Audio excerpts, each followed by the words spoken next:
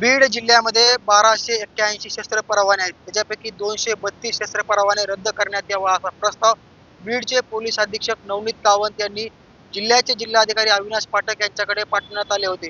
या 232 जे परवाने रद्द करण्याची पार्श्वभूमी अशी आहे की माहिती जी समोर आली आहे की 232 लोकांवरती गंभीर स्वरूपाचे गुन्हे दाखल आहेत. यात गंभीर स्वरूपाचे जे गुन्हे दाखल आहेत अशा 32 लोक जे आहेत ते 232 नाव आहेत त्याच्यामध्ये. या 232 लोकांचे शस्त्र परवाने रद्द करण्यात यावी असा प्रस्ताव जिल्ह्याचे पोलीस अधीक्षक जे की नवनीत कामत आहेत त्यांनी जिल्ह्याचे जिल्हाधिकारी अविनाश पाठक यांच्याकडे पाठवला होता. याच्यामध्ये आपण बघू शकतो की 162 शस्त्र परवाने जे आहेत ते अद्यापपर्यंत त्यांचा परवाना रद्द करण्यात आलेला आहे.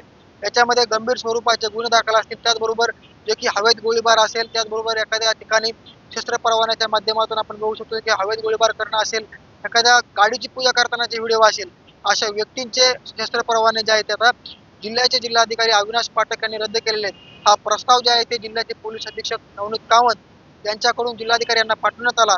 आणि 1281 बीड जिल्ह्यामध्ये शस्त्र परवाने आहेत. जे की अंजली दमाने यांनी देखील मोठ्या मोठ्या पोस्ट करत सांगितलं होतं की इतके शस्त्र परवाने कशासाठी पाहिजेत आणि शस्त्र परवाने घेऊन नेमकं करायचे तरी काय. हवेत गोळीबार असेल, त्याचबरोबर गाडीची पूजा करतानाचा गोळीबार असेल, या घटना आणि या पोस्टर समोर आल्या. याच्यानंतर नवनीत कामत यांनी ऍक्शन मोडवरती येत त्या संपूर्ण जे की रिव्हॉल्वर धारक आहे, शस्त्र परवाना धारक आहे, त्यांची माहिती काढली गेली ठाण्यातून परत आणि यांची संपूर्ण माहिती काढून याचा एक प्रस्ताव तयार करण्यात आला.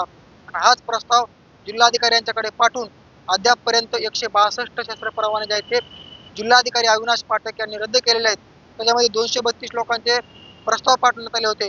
मात्र त्याच्यापैकी 162 शस्त्र परवाने रद्द करून चांगला एक दणका म्हणावा लागलेला, जे की हवेत गोळीबार करणं असेल, त्याचबरोबर अवैधरित्या शस्त्र बाळगणं असेल, अशा विविध घटना, त्याचबरोबर आपल्या शस्त्राचा फोटो काढून सोशल माध्यमांवरती व्हायरल करणं असेल, या संपूर्ण गोष्टीचं जे आहे त्यांना आता फटका बसल्याचं देखील समोर आलेलं आहे. आणि ही कारवाई जिल्ह्याचे जिल्हाधिकारी अविनाश पाठक यांनी केलेली आहे. मुंबई त्याचे योगेश काशीद, बीड.